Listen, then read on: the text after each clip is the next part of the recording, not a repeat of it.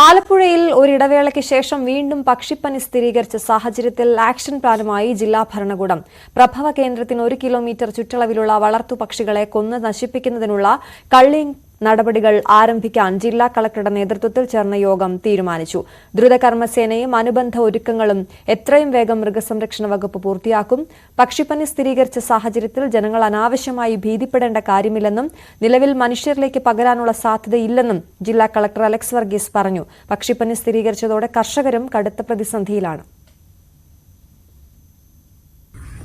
ഈ കാലാവസ്ഥ പ്രശ്നം കാരണം ഉണ്ടായതെന്നാണ് ഇത് നമ്മുടെ ജീവിതമാർഗം ഇത് മാത്രമേ ഉള്ളൂ. ഇതുകൊണ്ടാണ് നമ്മൾ കഴിഞ്ഞു പോകുന്നത്. വേറെ മാർഗങ്ങളൊന്നും ആയിട്ട് നമ്മുടെ കയ്യിലില്ല. ഇതുകൊണ്ട് മാത്രമാണ് നമ്മൾ ജീവിച്ചു പോകുന്നത്. വർഷത്തിലൊരു പ്രാവശ്യം കിട്ടുന്ന ഒരു കോള അതെല്ലാം ഇങ്ങനെ പെട്ടെന്ന് അടിച്ചു തല്ലി പോവുകയും വരികയും ചെയ്യാൻ എന്നെ എടുക്കും. കടം മേടിച്ചും വായ്പ മേടിച്ചും ഒക്കെ ഇതിങ്ങനെ കഴിഞ്ഞു പോയിക്കൊണ്ടിരിക്കുന്നത്.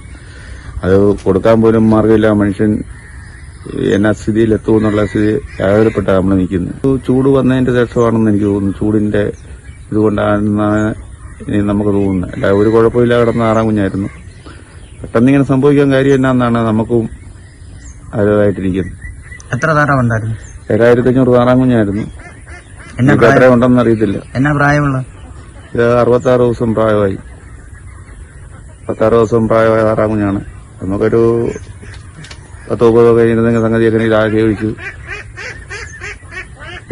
എന്നാ പറ്റി, എന്നാ സംഭവിക്കുന്നൊന്നും നമുക്കൊരു പിടിയില്ല. ഒരു കുഴപ്പമില്ല. ഇതിന്റെ പെട്ടയ്ക്ക് വേറെ താറാവൊന്നും ഇല്ലായിരുന്നു, വേറെ കല്യൊന്നും ഇല്ലായിരുന്നു.